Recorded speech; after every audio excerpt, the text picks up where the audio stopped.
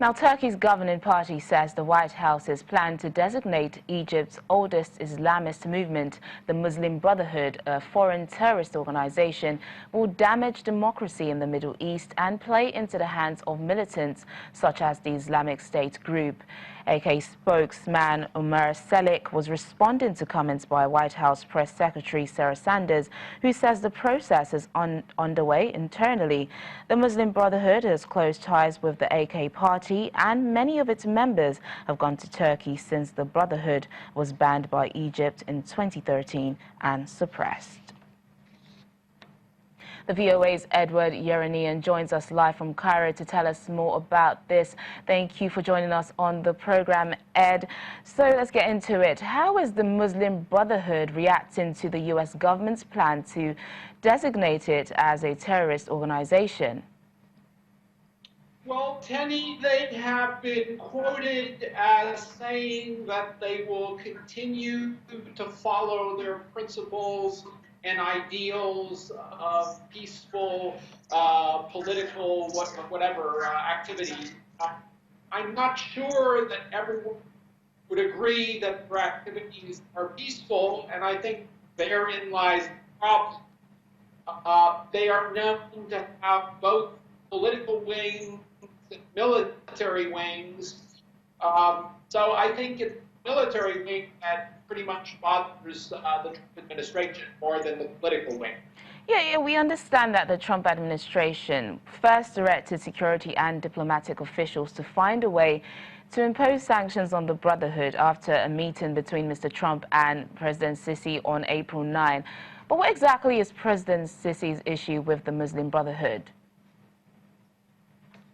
Well, the Muslim Brotherhood went on the rampage here after they were ousted. A lot was made of the fact that they won a democratic election.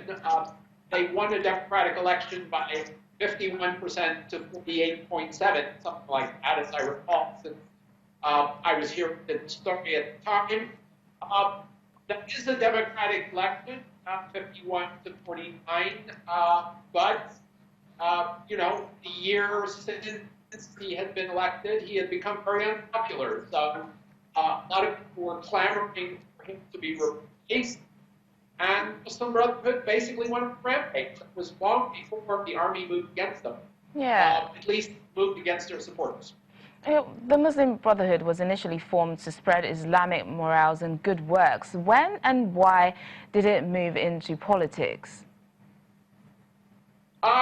Well, if you read Wikipedia, that's what it says the Muslim Brotherhood was formed. I'm not sure that's true. I wasn't around in 1928, and of course, if you ask a lot of Egyptians, they'll tell you something totally different. They will say that the Muslim Brotherhood was formed by the British in order to fight the king. Now, the stock answer is that it was formed to fight the British. I don't think that's really true necessarily. A lot of evidence to the contrary, and the Muslim Brotherhood is a lot like Masonic organizations. The people at the bottom don't really know what the people at the top are doing. So it's really difficult to pin down what the Muslim Brotherhood stands for in the first place. Well, Turkey has opposed the U.S. plan to designate the group as a terrorist organization, Ed. What are other countries, especially in the North African region, saying about this? Well, you look at the countries where they have a significant presence, in Libya right now, in Tripoli, they have a lot of members there.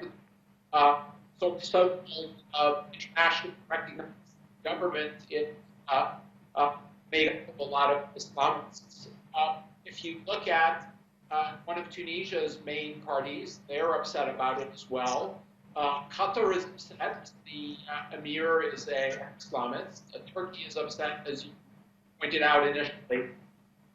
So the Islamists are upset. A lot of countries, though, are not upset. Yeah. Well, Ed, thank you for bringing us up to speed on that story. It's always a pleasure speaking with you. Moving on, the United Nations Human Rights Chief Michelle Bachelet has called for the creation of humanitarian corridors in and around the Libyan capital, Tripoli, so civilians, migrants and refugees can be safely evacuated from fighting areas.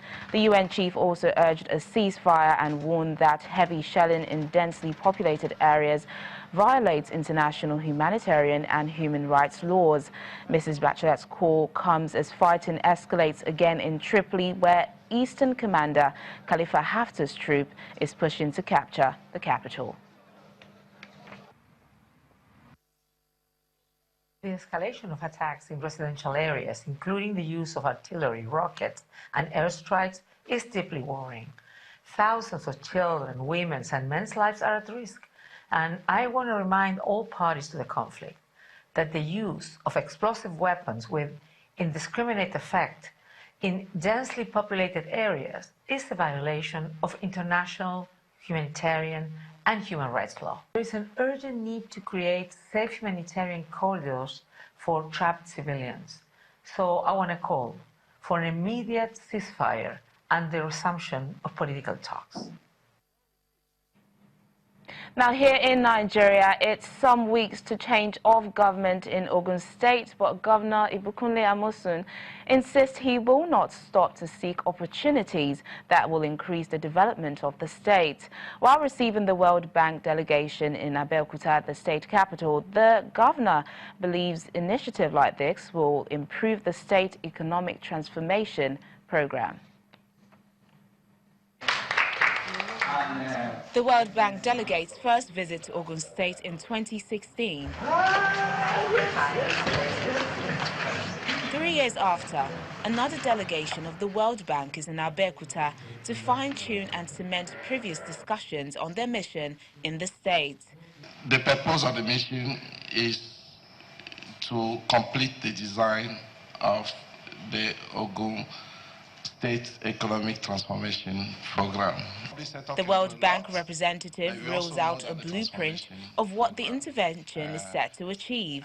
What we're trying to use this project to do is use it as an opportunity to really develop a systematic approach to ensuring that the investors that come to Ogun State, they are able to really thrive and employ people and actually really add value to the state. Governor Amosun seems pleased with the level of strides deals like this and several others who brought to Ogun State under his leadership. We met this when we first came.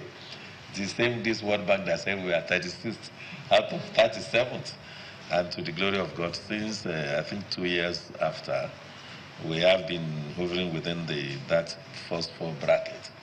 But we want to leave the first four bracket and be the very best in Nigeria. We have the capacity to do that, and we will continue to do our bit. Still to come on Network Africa. Egyptians watch movies under the moonlight in a desert cinema. That's after the break.